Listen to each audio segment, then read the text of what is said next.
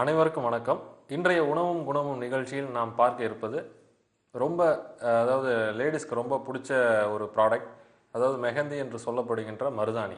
இதனுடைய மருத்துவ பயனை தான் நாம் இன்றைய உணவும் குணமும் நிகழ்ச்சியில் நாம் பார்க்க இருப்பது.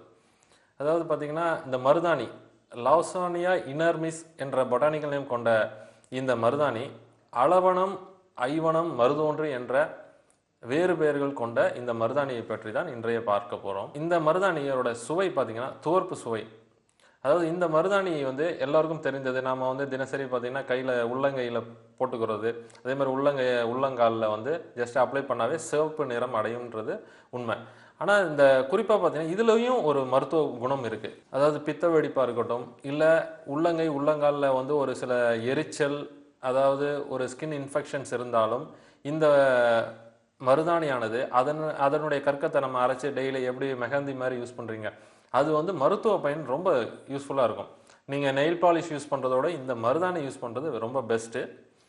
இன்னொரு முக்கியமான விஷயம் என்னென்னா, டாக்டர் எமர்சன், டாக்டர் ஹெனிபர்கர் என்ற ஒரு மருத்துவ மேதைகள்லாம் சொன்ன தகவல் என்னென்னா, இந்த மருதாணி ஒரு வாதம் அடக்கியாகும். அதாவது கீழ்வாயு, அதாவது செர்விகல் ஸ்பாண்டிலோசிஸாக இருக்கட்டும், லம்பார் ஸ்பாண்டிலோசிஸாக இருக்கட்டும், any pain in the hip joint ரீஜியன்ஸாக இருக்கட்டும், அதாவது வாயு சம்பந்தப்பட்ட பொருட்கள் எடுத்துக்கொண்ட பட்சத்தில், அதாவது அது சாப்பிட்டாலும் இந்த மருதாணியை இலைச்சாறு தினசரி நாம் எடுத்துக்கிட்டோம்னா அந்த பெயின்ஃபுல், அதாவது எலும்பு சம்பந்தப்பட்ட வியாதிகள் வராது. இது டாக்டர் ஹென்னிபர்கர் என்ற ஒரு மருத்துவ மேதை சொன்ன தகவல்.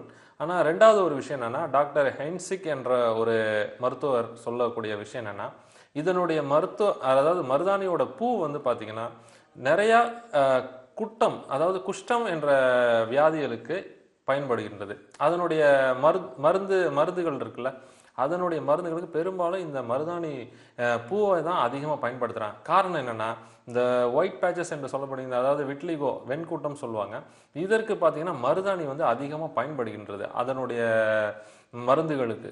காரணம் என்னென்னா, அந்த ஒரு பிக்மெண்ட் நம்மளுடைய மெலனின் கண்டென்ட், அதாவது பிளாக் ஸ்பாட்ஸ் உருவாகிறதுக்காக தான் அந்த மருந்துகள்லாம் தான் எக்ஸ்டர்னலாக அப்ளை பண்ணிட்டு இருப்பாங்க. அதில் பார்த்தீங்கன்னா இந்த மருதாணி அதிகமாக சேர்க்கப்படுகின்றது. இந்த மருதாணி நான் ஏற்கனவே சொன்னது மாதிரி ஸ்கின் டிசார்டருக்கு கண்டிப்பாக யூஸ் பண்ணணும். குறிப்பாக பார்த்தீங்கன்னா வெண்கூட்டத்துக்கு பார்த்தீங்கன்னா தாளகம் என்ற பொருளுடன் இந்த மருதாணி இலைச்சாறை சேர்த்து அரைத்து நீங்கள் எக்ஸ்டர்னலாக அப்ளை பண்ணிங்கன்னா உங்களுக்கு இமீடியட்டாக ஒரு வாரம் 2 வாரத்திலே உங்களுக்கு நல்ல ரிசல்ட் கிடைக்கும். நீங்கள் அதற்காக அதாவது எப்படி சொல்லணும், ஹையர் டோஸ் எடுக்க வேண்டிய அவசியமே இல்லை.